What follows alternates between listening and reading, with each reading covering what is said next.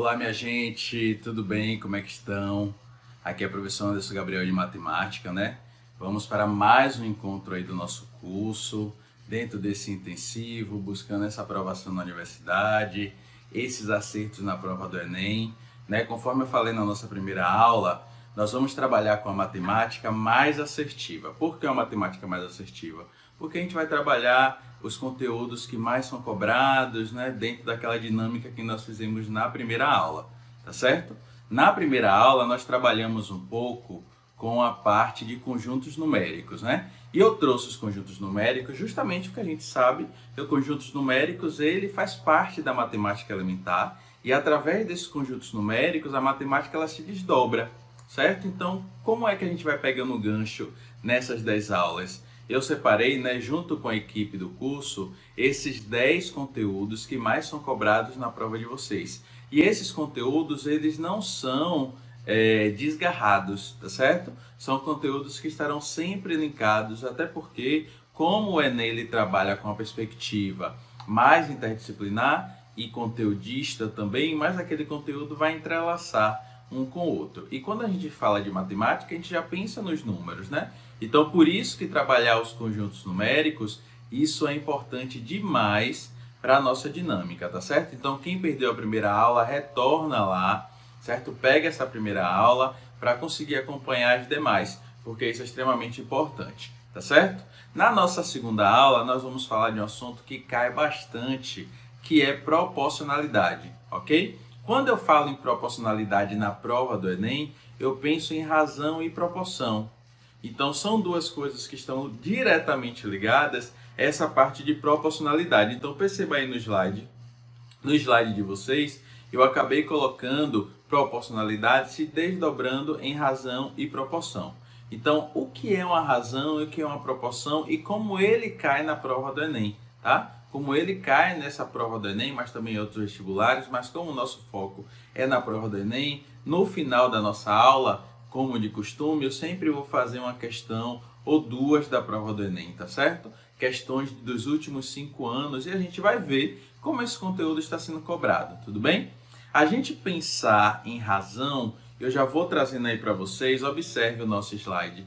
O slide ele já traz uma relação que essa razão, certo? Ela pode ser direcionada, quando a gente pensa em razão na prova, a um quociente, certo?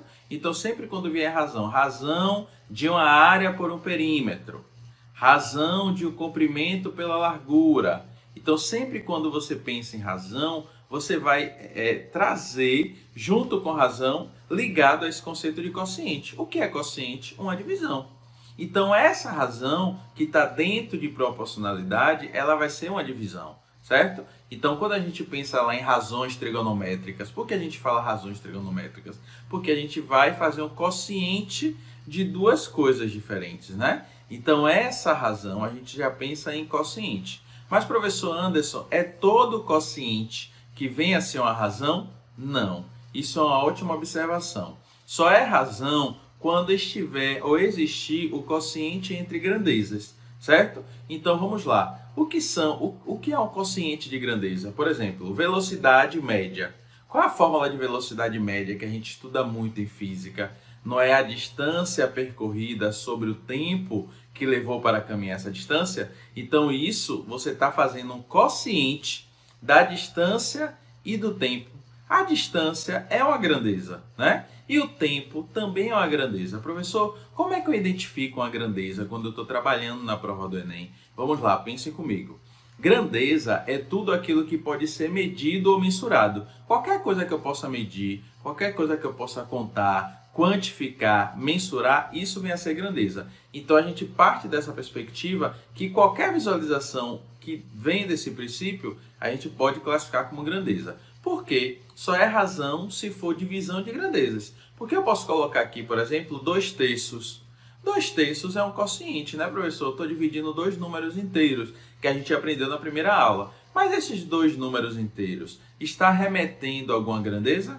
Não. Se não estiver remetendo a nenhuma grandeza, isso não é uma razão. Isso é somente um número fracionário, tá certo? Então eu tenho que saber fazer essa distinção. Nem tudo que é divisão é uma razão. A gente tem que pensar nessa perspectiva, né? Se é uma razão, ela é um quociente.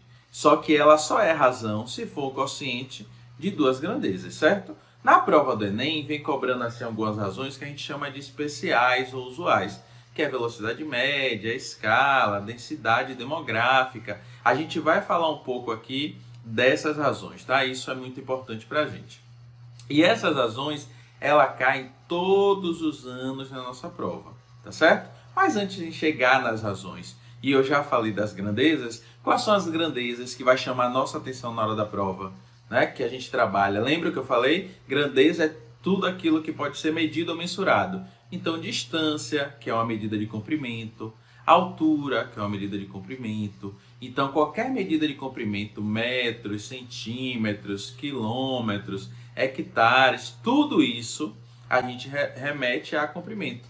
E isso é o quê? Grandeza. Porque tudo que eu posso medir ou mensurar é o quê? Uma grandeza. Então, medida de comprimento, medida de tempo, né? Então, a gente consegue medir o tempo, hora, minutos, segundos. Inclusive, minha galera, essa transformação é importante. Saber transformar esse tempo é extremamente importante, porque a nossa prova do Enem sai cobrando. Outra coisa que é grandeza, temperatura. A gente consegue medir a temperatura do corpo, de um ambiente, né, de um determinado líquido, enfim, tudo que pode ser medido vem a ser grandeza. Outra coisa que na prova tem que estar bem diferenciado aí é a grandeza que a gente chama de volume e de capacidade, certo? O que é volume? É o que o objeto ocupa no espaço. O meu corpo ocupa no espaço um volume, certo? A minha câmera ocupa no espaço um volume. A minha garrafa de água ocupa no espaço um volume. Então, qualquer coisa que ocupa o lugar no espaço, a gente diz que está sendo relacionado a volume. E como é que volume é representado? É a medida de comprimento ao cubo, por exemplo, metros cúbicos. Então na minha casa, na minha residência, eu tenho uma caixa d'água de 3 metros cúbicos. 3 metros cúbicos é medida de volume. É o volume daquela caixa d'água, certo? Então qualquer coisa que esteja ao cubo relacionado à medida de comprimento é volume. Então, professor, quando eu compro uma garrafa de água, né? Essa garrafa com água, ela tem 500 ml. 500 ml é o volume dessa garrafa? Não. É a capacidade. O que é a capacidade? É aquilo que o corpo consegue transportar. Então vamos supor que eu tenho uma garrafa de 500 ml. 500 ml é o volume daquela garrafa? Não. Perceba que geralmente quando você tem um objeto que tem algum líquido, né? Esse objeto, o líquido não está até a tampa, até o limite ali. Não é verdade? Aquele líquido tem uma capacidade. Então, essa capacidade é que o corpo consegue transportar. Então, há uma diferença, né? Medidas de volume, metros cúbicos, centímetros cúbicos, decímetros cúbicos, quilômetros cúbicos. Medidas de capacidade, litros, mililitros, centilitros. Tudo isso, né? Decilitros, são medidas de capacidade. Então, há diferença.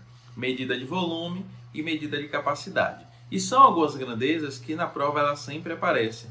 Inclusive essa convenção é extremamente importante, então a gente tem que ficar ligado nessa convenção, beleza?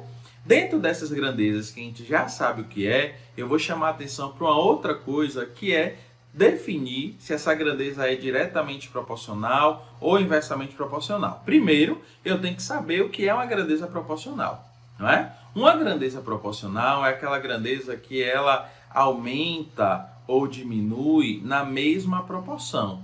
Vou dar um exemplo aqui. A minha idade, ela é proporcional à minha altura?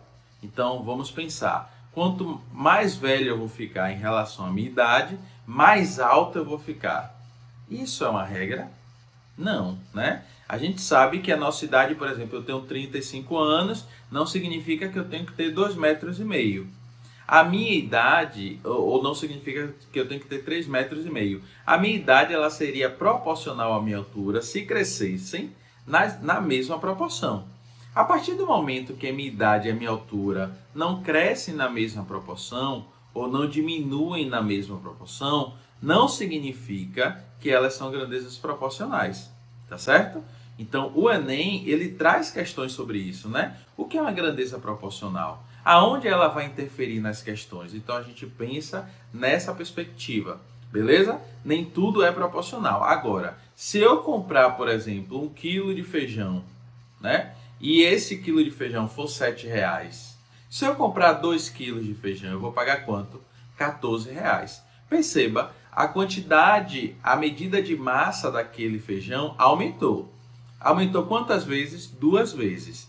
Agora, o preço que eu ia pagar também aumentou? Aumentou. Saiu de 7 para 14. Então, também aumentou 2 vezes, certo? Então, isso são grandezas proporcionais. Nem toda grandeza é proporcional. E como é que cai no Enem essa relação de proporcionalidade? Por exemplo, eu coloquei essa imagem aí no slide que tem uma fotografia, certo? Essa fotografia tem uma fotografia 3x4 e eu quero descobrir qual é a ampliação dessa fotografia. Já caiu mais de uma questão assim na prova. Ele dava uma imagem e pedia qual é a imagem que representa a ampliação dessa figura. Aí é um detalhe importante. Só é ampliação da figura se a figura aumentar de forma proporcional. Então, por exemplo, uma fotografia 3x4, eu posso fazer essa fotografia 9x12. Por que 9x12?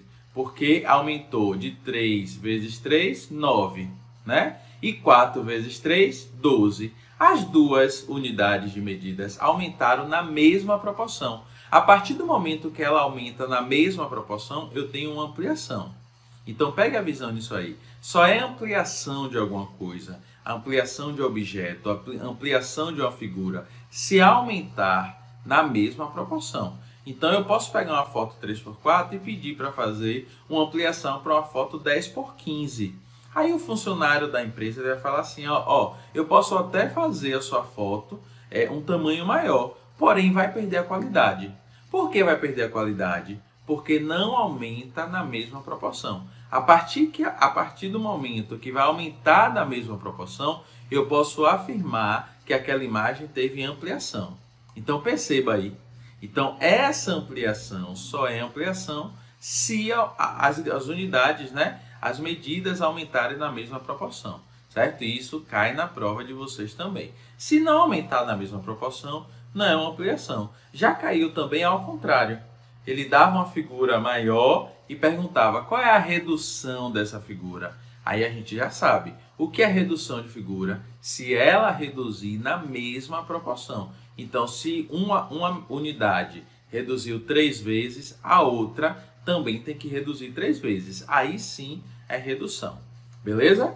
Então, parte desse pressuposto que essa razão é consciente de grandezas. Grandezas é tudo aquilo que pode ser medido e nem toda grandeza ela é proporcional. Só é proporcional quando aumenta ou diminui na mesma proporção, certo? Dentro dessas grandezas proporcionais, a gente precisa ter um insight também na prova em relação se elas são grandezas diretamente proporcionais ou inversamente proporcionais. E isso é extremamente interessante. Por quê?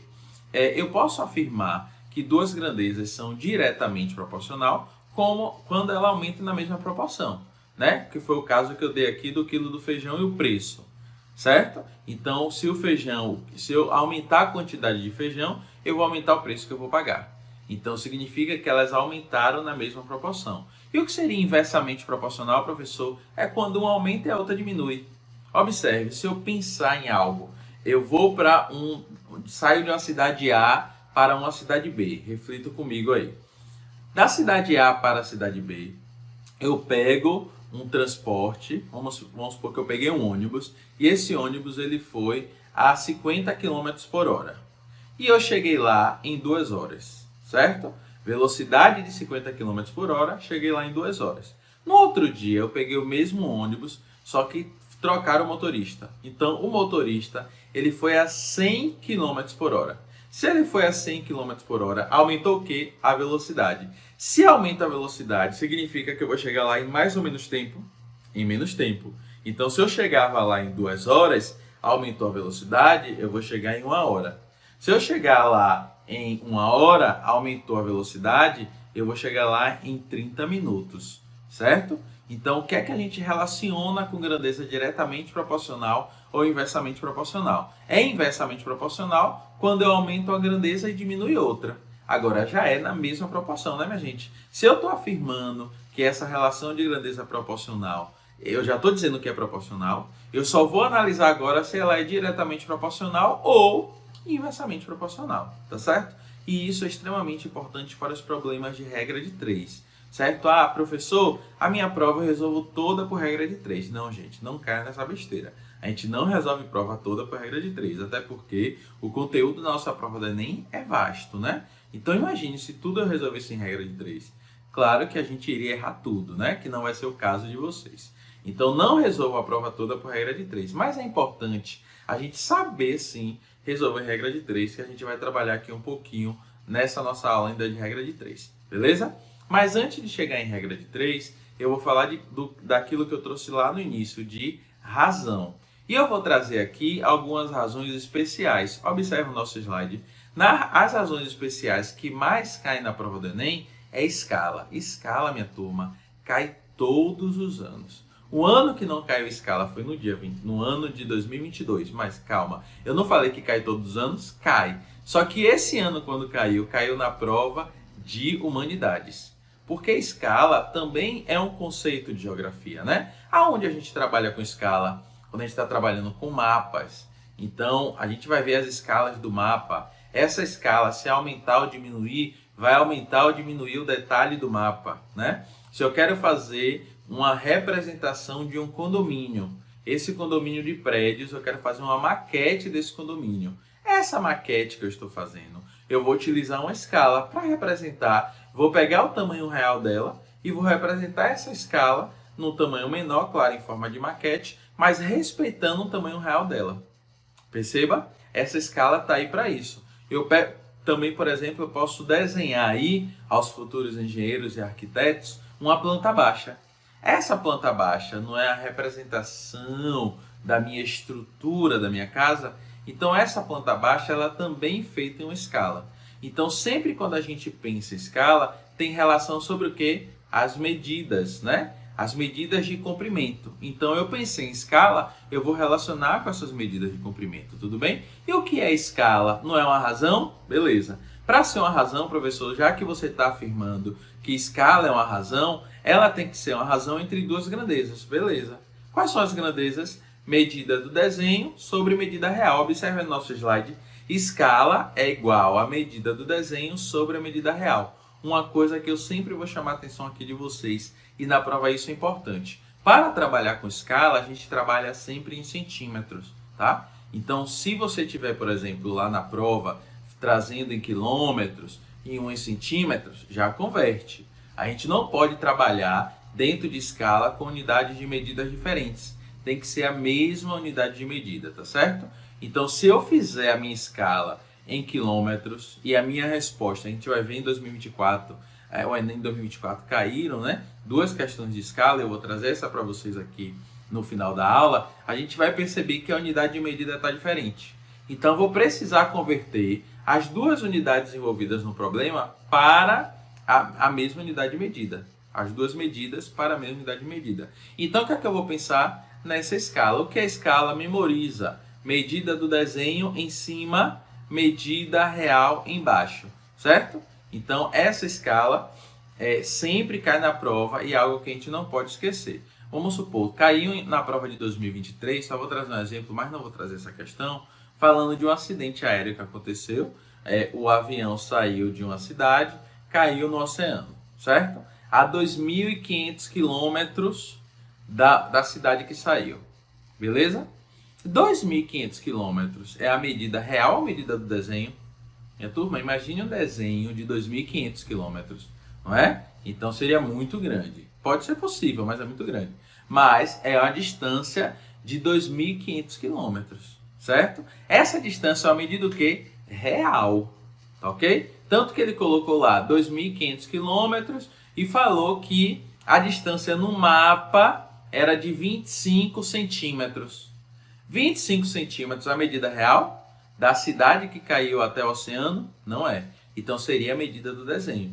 Então, no contexto da questão, ele vai trazer situações, só que ele vai deixar claro quem é a medida real e quem é a medida do desenho. Mas vai deixar claro através de que ele vai indicar que a medida do desenho é a medida real? Não. Ele vai colocar a unidade de medida. Então, a gente tem que ser coerente para saber que quilômetros, claro, é uma medida muito grande, não vai ser a medida do desenho e sim vai ser a medida real.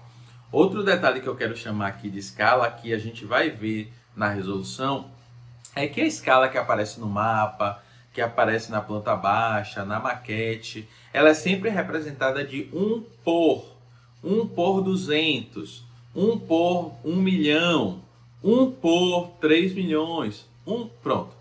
Na parte de cima, que a gente chama de antecessor, não tem razão? Na parte da medida do desenho vai ser sempre 1.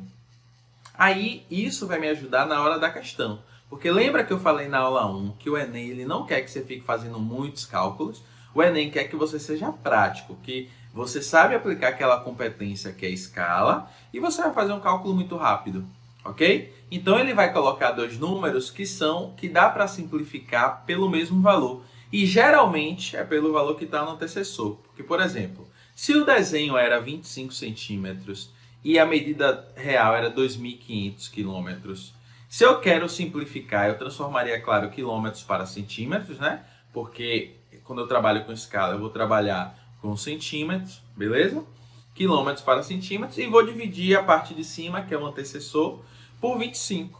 Por que, professor Anderson, eu vou dividir por 25? Porque na escala, em cima, é sempre 1.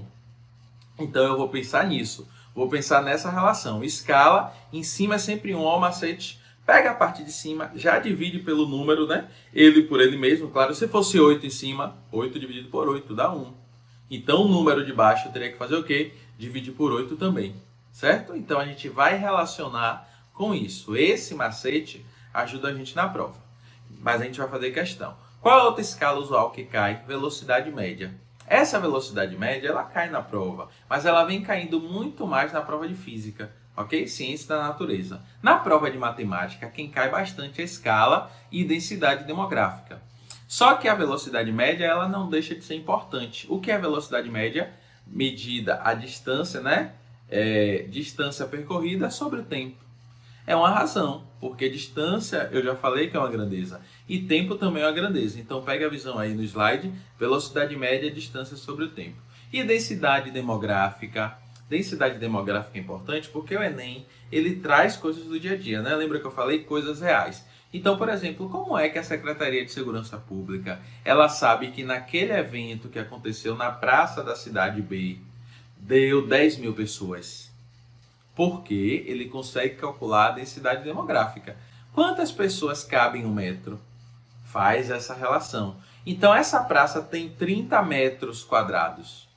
Esses 30 metros quadrados, né, em relação à quantidade de pessoas já que encheu, deram quantas pessoas?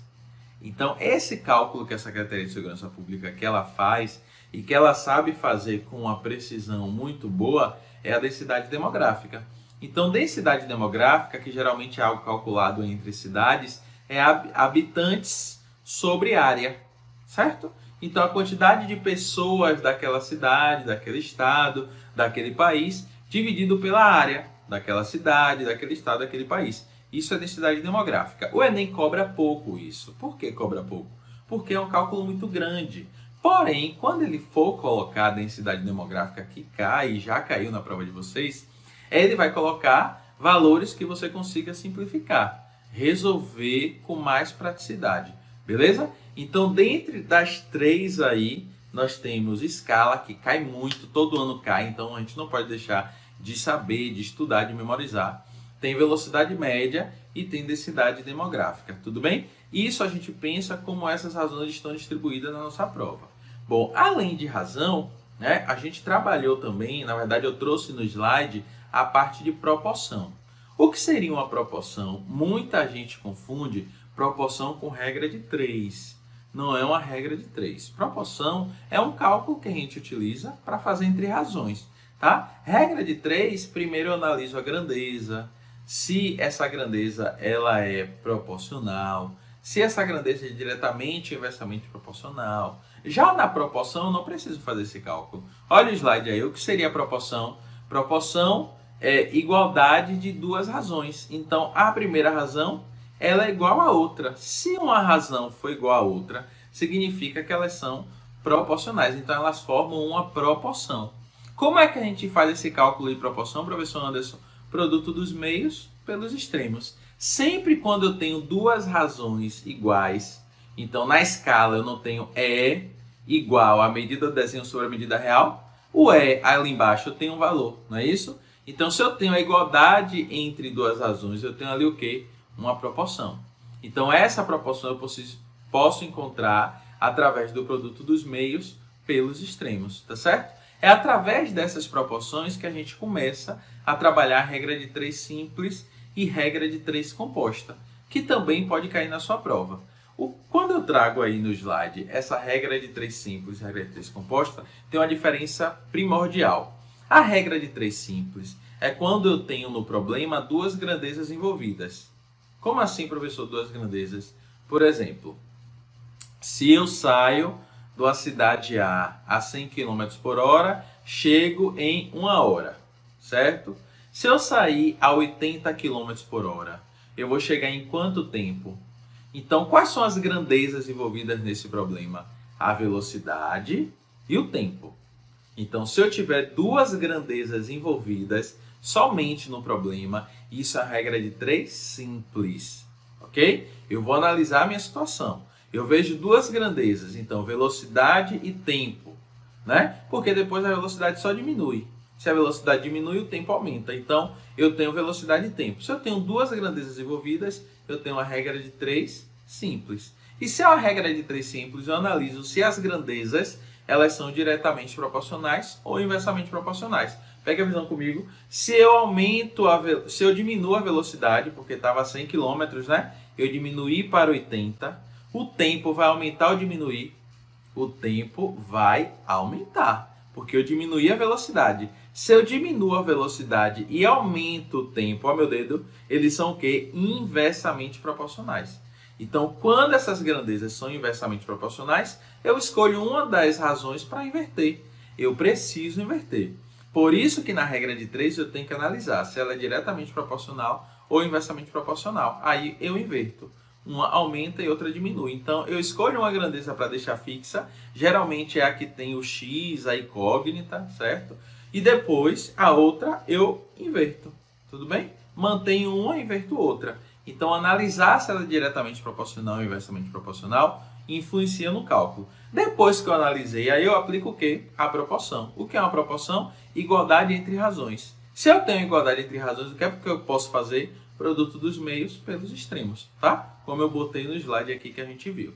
E se a regra de 3 for composta, professor? A regra de 3 é composta quando eu tenho mais de duas grandezas. Pode ter 3, pode ter 4, inclusive na prova de 2023, caiu uma questão de regra de 3, tá certo? Então a gente também tem que saber. Essa regra de 3 composta, eu vou dar outro exemplo. 8 pedreiros, certo? Trabalham 8 horas para construir um muro de 10 metros. Então, 8 pedreiros trabalham 8 horas para construir um muro de 10 metros, certo? 6 pedreiros trabalhando 5 horas por dia, certo? Vai conseguir fazer quantos metros desse muro? Então perceba que eu tenho 3 grandezas. Pedreiros, né? Quantidade, tudo que eu posso contar, medir ou mensurar é uma grandeza. Então eu tenho quantidade de pedreiros, eu tenho tempo, que é em horas, e eu tenho muro, que está em área, medida de comprimento, né? Se é medida de comprimento, eu posso trabalhar com metros quadrados, isso também é grandeza. Se eu tenho 3 grandezas, eu já posso dizer que é a regra de 3 composta. A regra de 3 composta tem um detalhe na hora de resolver e eu vou trazer os exemplos agora para a gente fazer. Vou trazer o exemplo primeiro de regra de 3 simples e composta e depois vou trazer as questões da prova do Enem que fala sobre escala, tá bom? Se liga aí nas questões, vamos nessa.